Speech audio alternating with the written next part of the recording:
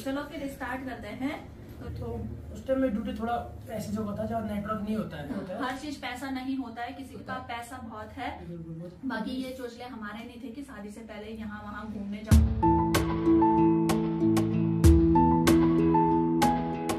Hello दोस्तों, नमस्ते, प्रणाम। कैसे हो आप सभी लोग? आशा करता हूँ स्वस्थ होंगे, मस्त होंगे, मजे होंगे और हमारे ब्लॉग देख रहे होंगे। तो आज के ब्लॉग की शुरुआत हो रही है हमारे देहरादून से, जो कि मेरी दीदी के क्वार्टर से। तो आज हमारा ब्लॉग नहीं होने वाला है, आज होगा हमारा लव स्टोरी पार्ट थर्ड। क्यों भाई? हाँ, क्योंकि पार्ट 1 और पार्ट 2 तो आ चुके हैं। जिन्होंने नहीं देखा है वो पहले पार्ट 1 और पार्ट 2 देखना, तब जाके आपको हमारा लव स्टोरी पार्ट 3 समझ आएगा। अब मेरी अहम भूमिका है।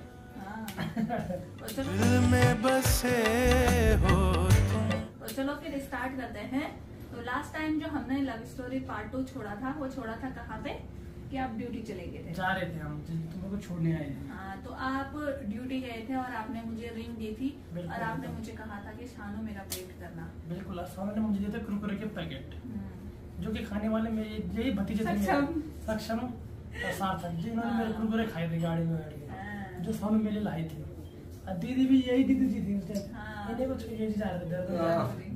तो दीदी ने फर्स्ट टाइम देखा था कि किसको मिला वो डुबल।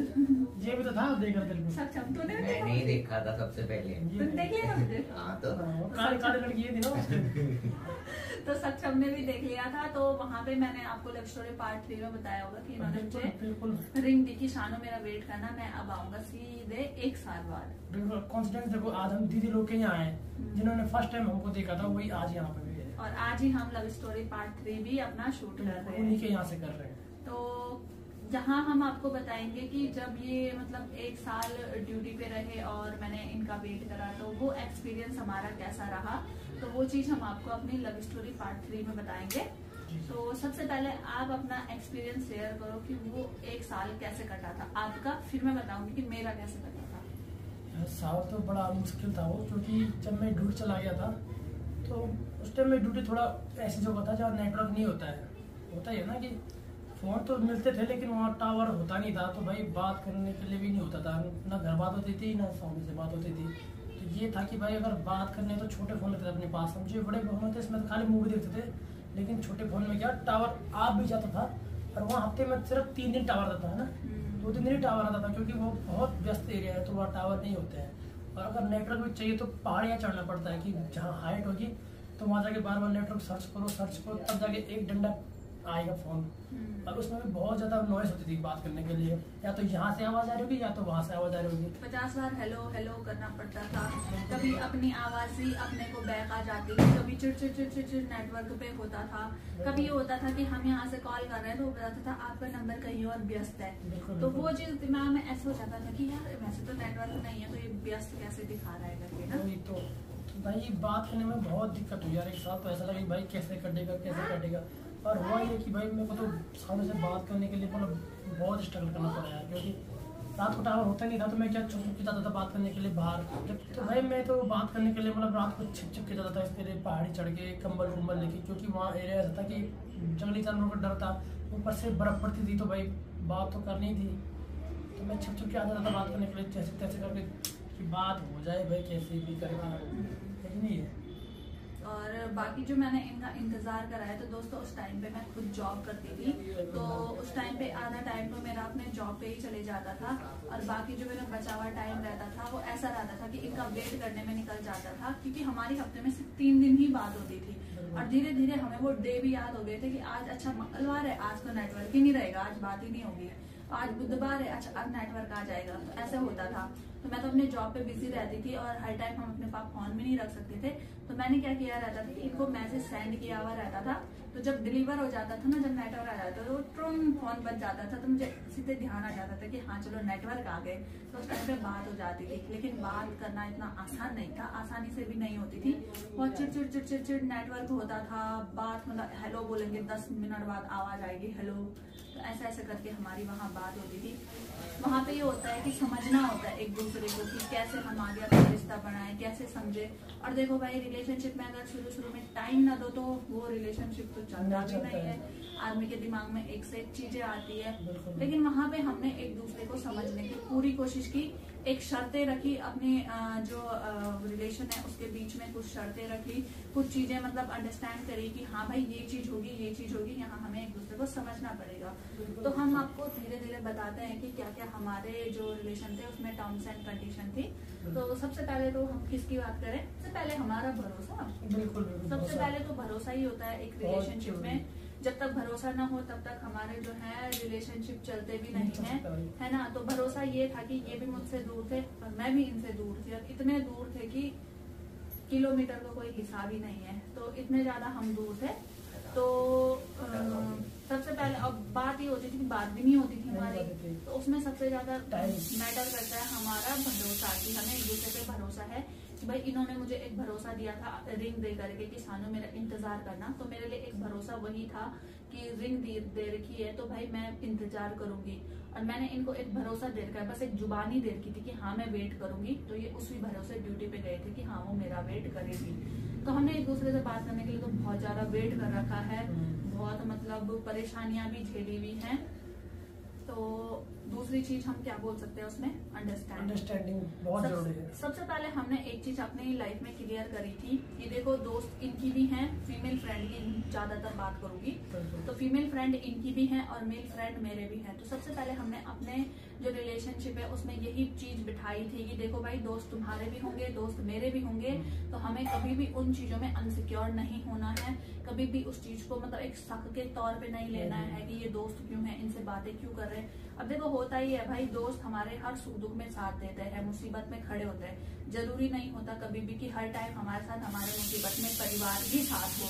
कभी कभी ये होता है कि जब हमारी उम्र धीरे धीरे बढ़ने लग जाती है तो कुछ चीजें हम घर वालों के साथ शेयर नहीं कर पाते हैं, वो चीजें हम सिर्फ अपने दोस्तों के साथ ही शेयर कर पाते हैं और अपना मन हल्का कर सकते हैं। क्योंकि हम सोचते हैं कि यार घर वालों को बताएंगे तो उन्हें टेंशन हो जाएगी, ये हो जाएगी, तो वहाँ पे हमारे दोस्त काम आते हैं। हर जो रिश्ते होते हैं सबके अपने अपने मायने होते हैं हमारी लाइफ में। परिवार का अलग रोल है, दोस्तों का अलग रोल है, पति का अलग रोल है, सबके अलग अलग रोल है। तो हर रिश्ते जो है बराबर होते हैं, हर किसी का अपना रोल होता है। तो फीमेल फ्रेंड इनकी भी है, मेल फ्रेंड मेरे भी हैं।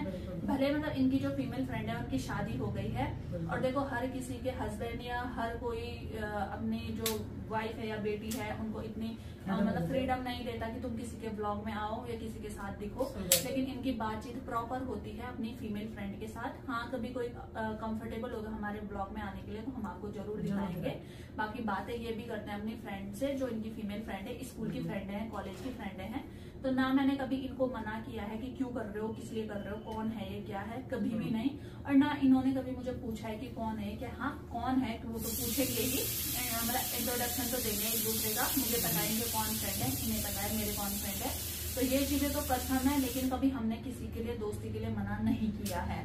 तो मेन चीज ये होता है कभी भी अपने रिलेशनशिप में अनसिक्योर मत होइए, क्योंकि जो तुम्हें चाहता होगा, जो तुम्हारे साथ प्यार करता होगा, वो तुम्हारे साथ ही रहेगा, समझिए, है ना। जैसे हम लोग रहे हैं 1 साल लॉन्ग डिस्टेंस पे रहे हैं, तो हमने कभी एक दूसरे का साथ नहीं छोड़ा है, वहाँ पे एक दूसरे को समझे। तीसरा जरूरी पॉइंट है टाइम देना भाई, क्योंकि हर रिश्ता टाइम मांगता है। सही बात है, भले आप जितना भी दो अपने बिजी टाइम से थोड़ा बहुत टाइम निकाल करके। जैसे ये भी थे, इनके पास नेटवर्क नहीं रहता था, फोन भी मतलब छोटा वाला रहता था, तो लेकिन इन्होंने मुझे पूरा टाइम दिया है उसमें जितना इनसे हो पाया। और समझदारी बहुत जरूरी होती है, समझना चाहिए अगले के बिजी टाइम को कि अगला बिजी है तो यार उन्हें उस चीज को समझना होगा, इंतजार करना होगा। ऐसा नहीं कि हम उस पर प्रेशर डाल रहे हैं कि यार तू मुझे टाइम ही नहीं दे रहा है, यार तू मुझसे बातें नहीं कर रहा है। ये चीज समझनी है कि यार अगला इंसान कौन सी जगह है, क्या काम करता है, क्या नहीं करता है, वो चीज समझनी चाहिए। क्योंकि जो टाइम पास होता है वो तो खुद ही समझ आ जाता है ना। क्योंकि देखो यार अगला इंसान कहीं नहीं है, सिर्फ तुमसे बात कर रहा है, कुछ चीजें ना वो ऑनलाइन है ना कुछ है, तो इसका मतलब यही है ना वो कहीं ना कहीं बिजी होगा काम पे। तो मैं भी खुद बिजी रहती थी, तो मैंने हमेशा अपने उस बिजी टाइम में से इनके लिए टाइम निकाला है कि नहीं भाई जब इनका फोन आएगा मैं तब बात करूंगी इनसे, है ना। हमारी बातें बहुत कम होती थी, लेकिन जो जितनी भी होती थी अच्छी और समझदारी वाली होती थी। बाकी वेट तो ऐसे उंगलियों में कर रखा है कि भाई कब इनको छुट्टी मिलेगी, कब इनको छुट्टी मिलेगी, तो ये चीजें होती हैं। बाकी और क्या एडवाइस देना चाहोगे आप? और बाकी यार ऐसा दोस्तों, जब भी मैं नीचे आता था, मतलब टावर जोन आता था मैं, हम कभी नीचे डाउन होते थे आज किसी काम के लिए, तो मैं इसको एक चीज़ बोलता था कि यार अपनी फोटो मुझे भेजते रहना पर डे के हिसाब से, ताकि अगर नेटवर्क में जाऊँगा तो मैं देख लूँगा। तो मैं पर डे की फोटो मांगता था इससे, तो फोटो बाकी ये तो मुझे भेज नहीं सकते थे फोटो, तो मैंने तो कहाँ से ही देखनी थी तुम्हारी फोटो। पर इन्होंने जो मुझे मतलब पहली बार जो फोटो भेजी, तुमने कितनी तारीख को भेजी थी मुझे फोटो, पता है तुम्हें? मैंने तेरे को फोटो यार अक्टूबर में भेजी थी, 9 अक्टूबर को भेजी थी, मेरे बर्थडे के दिन। बिल्कुल उसी दिन मेरा बर्थडे था और उसी दिन इन्होंने मुझे फोटो भी भेजी थी अपनी। हैंडसम आदमी को देखा। सही कहा। बाकी मतलब जब हमारा ये 1 साल कटता है, कटा भी कहाँ, जब मेरी इनके साथ वीडियो कॉल पे पूरी 1 साल बात नहीं हुई, लेकिन जब हुई थी वो हुई थी 8 महीने बाद। बिल्कुल है ना, उसकी वीडियो मेरे पास होगी, वो मैं आपको दिखाऊंगी इसी ब्लॉग में। दिल में बसे हो तुम, मेरी आँखों में बसे हो तुम। तो 8 महीने बाद इन्होंने मुझे वीडियो कॉल करी थी, वो भी कहाँ से, ऑफिस से वाईफाई छोड़ के। बिल्कुल वाईफाई का पासवर्ड छोड़ के। इतना रिस्क ले सकते थे यार हम। तो इतना रिस्क इन्होंने लिया है, तो भाई हम अगले आदमी पे कैसे भरोसा ना करें, है ना। बोलते हैं ना लोग, कई लोग ये भी बोल रहे हैं कि नहीं भाई आर्मी पर्सन पे भरोसा नहीं करना चाहिए, वो सो अपने मिथ है यार सबके ना। हाँ जरूरी नहीं होता, तो ऐसे मतलब समझना चाहिए। बाकी ऐसा होता है कि रिलेशनशिप के बीच में बहुत सारे लोग ऐसे दरार वाले भी आते ही हैं, क्योंकि ये ऐसी जगह पोस्टेड थे जहाँ ये टाइम ही नहीं दे पा रहे थे अगले इंसान को। तो वहाँ सबसे ज्यादा जरूरी था एक लड़की के लिए समझना, क्योंकि एक आर्मी वाले की लाइफ बहुत टफ होती है, उसे कभी कहीं जाना होता है, कहीं जाना होता है। काम वहाँ पे सिर्फ एक भरोसा आता है और एक इंतजार आता है ना। तो वो चीज अगर नहीं करी होगी अगले ने, तो भाई क्विट तो करेगा ही ना, आदमी छोड़ेगा तो ऐसा होता है कि मतलब मेहनत नहीं होती, कहीं दिनों तक घर बात नहीं होती थी हमारी, कहीं दिनों तक। ऐसे में तो यार समझने वाला आदमी चाहिए होता ना, आदमी को भाई समझे कि यार नहीं है तो टावर। जब अगला इंसान अपने घर ही बात नहीं कर पा रहा है तो हमसे क्या बात करेगा, है ना। तो ये चीज समझनी चाहिए। बाकी और जब फिर उसके बाद टाइम आ चुका था कि 1 साल खत्म हो गया था, फिर ये छुट्टी आए थे। बिल्कुल छुट्टी आया था मैं उसके बाद। अब मेरे पास सालों की पूरी फोटोज थी, जो मैंने इसकी जितनी फोटो रखी थी मैंने अपने पर्सनल फोल्डर में रखा था। एक फोल्डर है अलग से ही, तो ये मेरे पर्सनल फोल्डर है सालों। कितनी फोटोज है इसमें? लगभग कम से कम 8-10 हजार फोटो है सालों की होगी। और 8-10 हजार फोटो है, वो सिर्फ मेरी फोटो है। जब इसकी छपरी बन की फोटो होगी, जब सामने छपरी थी लाल बाल वाली, वो एक दौर आया था दोस्तों जिस टाइम पे सब ऐसे फैशन वगैरह करते थे, है ना। ये मेरी वही दीदी जी है जो हमें फर्स्ट टाइम मिली थी, जो हमारे ऑफ कैमरा में अभी यही पे घूम रहे हैं। यही वो शख्स लोग हैं जिन्होंने सानू को फर्स्ट टाइम देखा था। जब मतलब मैं इनको छोड़ने आई थी रोड पे, तब दीदी जी लोग खाने वाले यही है वो लोग। तो तब फिर उसके बाद जब ये छुट्टी आ गए थे, तो तब जब हमने लव स्टोरी पार्ट 2 में बताया होगा कि जब हम पहली बार मिले थे तो मैं कैसी हो रखी थी, काली भूत जैसे ना, काली हो रखी थी यार घर में काम कर करके। क्योंकि होता है घर में भी यार, लड़की को तो काम करना ही पड़ता है। उस टाइम नवंबर में चली जाए छुट्टी आया था ना, अक्टूबर नवंबर छुट्टी आया था। उस टाइम पे मैंने अपनी लाइफ में फर्स्ट टाइम काम किया होगा अपनी माँ के साथ, क्योंकि कोरोना लगा हुआ था उस टाइम पे, तो सब लोग घर ही पे थे। तो मैं भी चले जाती थी खेत में, लेकिन मेरी पूरे फेस पे टैनिंग हो गई थी, हाथों में एलर्जी हो गई थी, तो मेरी शक्ल ही ऐसी हो रखी थी कि कोई इंसान धोखा खा दे कि ये तो फोटो में बहुत चमक रहे हैं और सामने पे ये ऐसे कैसे है। कुछ मेरे साथ भी हुआ था, मैंने कहा यार फोटो में तो ठीक ठाक थी, इतनी काली कैसे आ गई एकदम से। घर में काम चलते घर के काम पूरी ऐसे हो गई बाबा। पर लेकिन जब इन्होंने मुझे 1 साल बाद देखा तो तब क्या फील हुआ? तो जब मैं छुट्टी आया था 1 साल बाद, तो भाई जब छुट्टी आता आदमी तो फ्लाइट से तो ऐसा होता है कि भाई पैंट शर्ट और जूते मतलब लोग पहनने पड़ते, क्या बोलते हैं उनको फॉर्मल शूज पहन के आते हैं फ्लाइट में जाकर। तो फ्लाइट से भाई टाइट हुई लगा के आया था मैं छुट्टी, और मेरे हाथ में था बैग।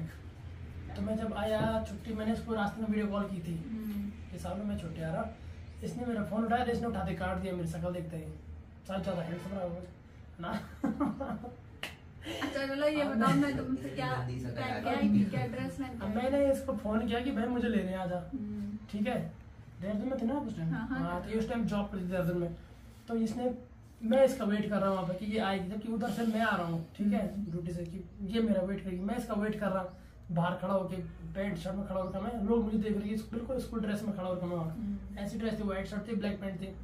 मैंने कहा सानू कहाँ है, बल आ रही हूँ। मैंने कहा आएगी थोड़ी देर, फिर दोबारा किया, मैंने कहा आ रही हूँ।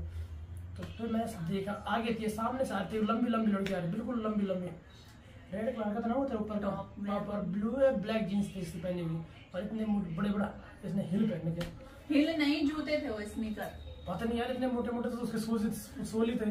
तो मेरे सामने से खूब हट्टी कट्टी लग रही है। जिस टाइम गई तो उस टाइम बिल्कुल चिमटाड़ी जैसी थी, मच्छर जैसे। लेकिन जो सामने से बिल्कुल हट्टी कट्टी हुई, मैंने कहा फोन करके, मैंने कहा सामने कैमरे पे सामने सारी बोल, मैंने कहा यही है क्या वो लड़की? गोरी बिल्कुल जैसे नॉर्थ इंडियन नहीं होते, मतलब गोल मटोल बिल्कुल नेपाली फेस में दिख रही थी। बाल भी शायद यहाँ पर बांधे थे ना, जोड़ा बांधा था इसने। वो तो कमजोर अब तो बिल्कुल लंबी चौड़ी हट्टी कट्टी मेरे से मोटी लग रही थी, हट्टा कटक। मैंने कहा भाई वही लड़की है क्या जो मेरे को 1 साल पहले मिली थी? मैंने थोड़ा शौक हुआ, मैंने कहा हाँ यार यही है। मैं इसके दांत देख के पहचान गया। तुमने बोला होगा अच्छा वाह उस टाइम पे मैंने इसे मना नहीं किया। नहीं, कुछ नहीं था। उस टाइम तुमने कि यार ये तो काली है, छोड़ यार इसने मुझे धोखा दे दिया। नहीं तो मैं भी तो ऐसे ही हो रहा था, मैं कौन से ज्यादा थोड़ा हैंडसम था तेरे से, तो ऐसा कुछ नहीं है। देख लिया बात पे अपनी तारीफ थोड़ा कर गले लगाए वहीं पे। मैं कहा यार बहुत टाइम हो गया यार भाई, होता है ना आदमी इंतजार करता है हर चीज का। तो भाई कसम से तो इतना ऐसी भाई वो चीज तो मैं कभी नहीं भूल सकती हूँ। इसलिए आप लोग सोचते होंगे कि मतलब जब ये अपने पति को ड्यूटी भेजती है तो ज्यादा इमोशनल है, क्योंकि वो चीज मैंने पहले से सही है, चीजें देख ली है मैंने, तो इसलिए मैं ज्यादा इमोशनल वगैरह नहीं होती हूँ। बिल्कुल हाँ। बहुत दर्द भरे दिन काटे हमने ऐसे बात नहीं। इसीलिए हमारा जो आज जो रिलेशन है शादी के बाद भी इसीलिए ऐसा है कि एकदम अंडरस्टैंडिंग है। ये चीजें एकदम से शादी के बाद ही नहीं आई है हमारे बीच में, ये पहले से ही थी। जब से हम रिलेशनशिप में थे तब से हमारे बीच ऐसी सोच है, ऐसी अंडरस्टैंडिंग है। बाकी सबसे मेन बात लड़ाई की, जो हमारे बीच हल्की फुल्की तो हर किसी रिलेशन में होती है, हम मना भी नहीं करेंगे, हल्की फुल्की होती है, लेकिन सबसे हमारा मेन मुद्दा ये रहता था, हमने ये चीज भी रखी थी अपने रिलेशन में कि अगर हमारी लड़ाई होती है तो हम उस लड़ाई को दूसरे दिन कभी नहीं लेके जाएंगे, उस चीज को वहीं पे शॉर्ट आउट करेंगे। तो हमारी ऐसी आज तक कभी लड़ाई नहीं हुई कि हमने 4-5 दिन तक बात ना की हो, तब की हो बात, या कभी लड़ाई के टाइम फोन काट के स्विच ऑफ कर दिया हो, अगले को ऐसे फ्रस्ट्रेट छोड़ दिया हो, तो ऐसा कभी नहीं हुआ है। उसी टाइम हमने क्लियर करी है बात, चाहे हम चुप ही रह फोन पे भले हम चुप रहते लेकिन फोन नहीं काटेंगे, और उठाएगा फोन जरूर अगला आदमी उठाएगा। कभी एक दूसरे को कॉल ऐसा नहीं करेंगे कि नहीं उठाएंगे। तो आज तक कभी भी ऐसा नहीं हुआ है कि मैंने इनका फोन ना उठाया हो, चाहे मैं कहीं भी रहूं, कहीं भी कितना भी बिजी रहूं, मैं हमेशा अपने पास फोन रखती हूँ और इनका फोन आएगा हमेशा अटेंड करती हूँ कॉल।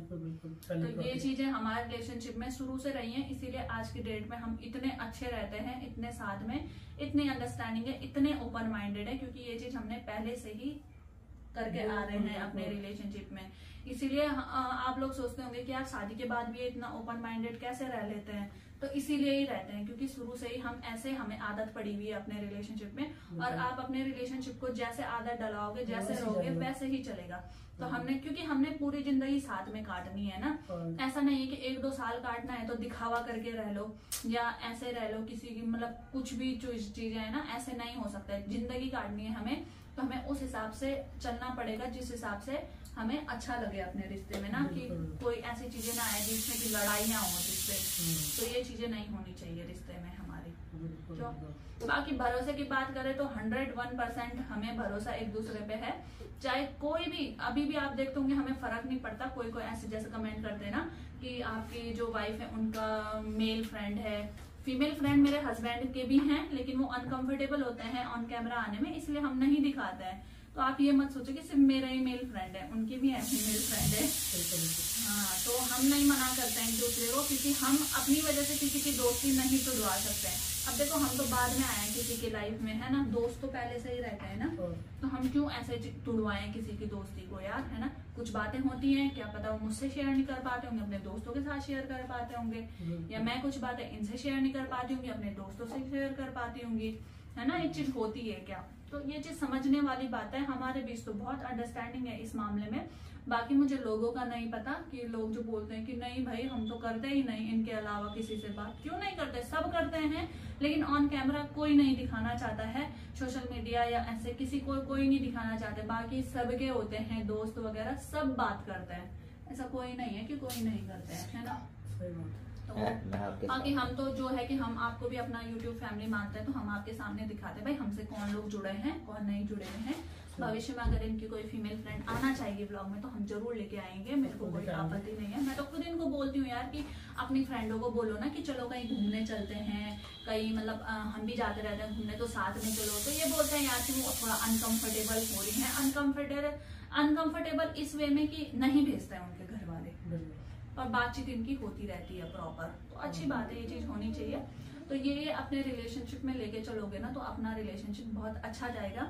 और कुछ इस तरीके से मतलब हमारा जो 1 साल था वो कटा था एक भरोसे पे, एक अंडरस्टैंडिंग पे, मतलब टाइम पे, हर चीज हमारे रिलेशनशिप में आपको देखने को मिलेगी। तो भाई वही है ना, जब छुट्टियां थे तो हर आदमी को होता है घर आके भाई चल भाई लड़की देखने जा, तुझे लड़की देखने जाना है। मेरे को भी बहुत बोला घर वालों ने कि भाई लड़की देखने जा। जब ये 1 साल बाद घर आ गए थे, हाँ तब के बाद तो होता है ना यार कि आदमी को घर वाले बोलते हैं कि भाई जा लड़की देखने जा, तो मैं मना भी नहीं करता था घर में कि नहीं जाऊंगा। तो मैं घर से क्या बाजार निकल जाता था, वहीं घूम घाम के शाम को घर आता था। तो घर में शाम को फिर डांस करती कहाँ था, तो भाई मेरे तो दिमाग में सेट था कि मैंने कहाँ शादी करनी है, किससे शादी करनी है। तो भाई मैं फालतू में किसी और लड़की को क्यों देखूँ, या कल के दिन कोई बोले कि हाँ तुझे लड़का पसंद नहीं है, इसने मना कर दे उसने मना कर दे, तो वो चीजें गलत है यार। भाई मेरे को पता है मैंने किससे शादी करनी है, तो क्यों किसी दूसरे को करूँ, क्यों मैं। सही बात है, ऐसे में दूसरों की लड़की पे भी पड़ जाता है। ऐसे में लोग बोलते कि या तो वो खराब है या ये खराब है, इसलिए मैं कभी लड़की देखने गया ही नहीं। और ना किसी को फालतू झूठी दिलासा दी। बाकी मेरे लिए भी बहुत सारे रिश्ते आ रहे थे, और रिश्ते भी यही आ रहे थे, मतलब आर्मी पर्सन, सरकारी नौकरी। फिलहाल मैं अगर अपनी बात करूं तो जब तक मेरे लिए रिश्ते आ रहे थे, जन्म पत्रें आ रही थी, तो सारी सरकारी नौकरी वाले आ रहे थे। और यहाँ पे मैं मतलब बेइज्जती नहीं करूंगी, पर जो चीज सच है वही बताऊंगी कि मतलब इनसे बड़ी बड़ी पोस्ट वालों के रिश्ते आ रहे थे, मतलब ना जो थोड़ा बड़े पोस्ट के थे, या बाहर ही रहना था, देहरादून में मकान थी, बाहर रहना था। गांव वाले तो नहीं आ रहे थे कि गांव में रहना है, सब ऐसे ही रिश्ते आ रहे थे। लेकिन मैंने भी वहां मुकर गई, मैंने भी मना कर दिया। तो मेरे घर वाले भी शॉक्ड हो रहे थे कि यार ये ऐसे क्यों कर रही है, क्यों मना कर रही है। क्या पता उसकी सोच मेरी जैसी नहीं। हाँ हो सकता है, बात सही है, क्योंकि होता है ना किसी के पास हर चीज पैसा नहीं होता है, किसी के पास पैसा बहुत है लेकिन उस टाइप की सोच नहीं है, उस टाइप की मेंटेलिटी नहीं है, उस टाइप का दिल नहीं है। तो मैंने वही सोच करके देखा है कि हर चीज पैसा नहीं होता है ना। अगर मैं यहाँ की बात करूँ जो ये मुझे मिले हैं, तो यहाँ सारा कॉम्बिनेशन है। भगवान की दया से ठीक ठाक पैसा भी है कि हमारा अपना खर्चा चल सके, किसी के सामने हाथ ना फैलाना पड़े, समझदारी है, अंडरस्टैंडिंग है, प्यार है, केयर है, सब कुछ है। तो मैं ये चीज बिल्कुल भी नहीं छोड़ सकती थी। मतलब होता है ना, अपना आदमी बात करके ही तो समझता है चीजों को, तो ये चीज है। बाकी रुकावटें भी बहुत आई है रिलेशनशिप में, तो वो तो लव स्टोरी पार्ट 4 में पता चलेगा। क्योंकि ये जो लव स्टोरी थी वो तो यहाँ पे मतलब हमारे गर्लफ्रेंड बॉयफ्रेंड वाला यहाँ पे एंड हो गया था। यहाँ से बात आती है आगे शादी की, सगाई की, तो वो हम पार्ट 4 में लेके आएंगे कि जहाँ से हमारी सगाई की शुरुआत होती है और घर में बातचीत की शुरुआत होती है, तो हम अगले पार्ट में दिखाएंगे। क्योंकि यही बोलेंगे तो ब्लॉग भी बड़ा हो जाता है और आपको भी समझ नहीं आएगा कि ये बोल क्या रहे हैं। तो ये हमने बताया है, जहाँ पे हमने पार्ट 2 छोड़ा था कि ये ड्यूटी चले गए थे, इन्होंने रिंग दी थी कि मेरा वेट करना। और ये यहाँ तक है कि 1 साल बाद जब ये छुट्टी आए थे तो कैसे वेट किया था, क्या क्या रिलेशनशिप में हुआ हमारे, कैसे हम रहे हैं, वो चीज हमने आपको बताई है।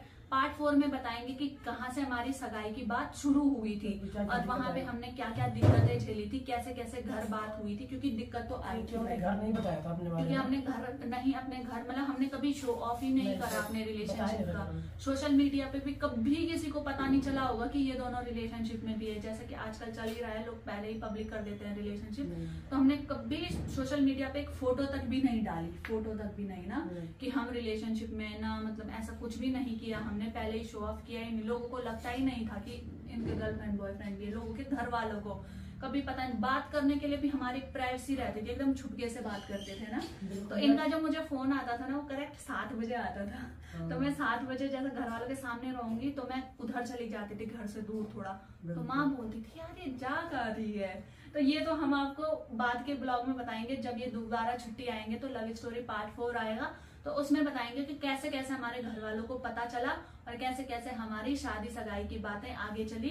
तो उसके लिए आप लोग जरूर वेट करना। और फिलहाल लव स्टोरी पार्ट 3 को प्यार देना, और जिन्होंने 1 और 2 नहीं देखा है तो वो पहले 1 और 2 शुरू से देखना, फिर आपको पता चलेगा कि हमारा जो लव स्टोरी चल रहा है कैसे सीक्वेंस में चल रहा है। क्यों? बाकी ये चोचले हमारे नहीं थे कि शादी से पहले यहाँ वहाँ घूमने जाओ, ट्रिप मारो, क्योंकि हम घर वालों को बिल्कुल धोखे में नहीं रख सकते थे भाई। घर वाले तो अभी भी बोलते हैं, अभी भी हम घर वालों को पूछ के जाते हैं जहाँ भी घूमने जाएंगे, बिना पूछे तो हम कहीं नहीं जाते। अभी भी डर लगी रहती है हमारे घर में चाबी भी स्ट्रिक्ट, मेरे पापा स्ट्रिक्ट है और हमारे घर में ऐसा है कि पूछ के जाना है जहाँ जाना है।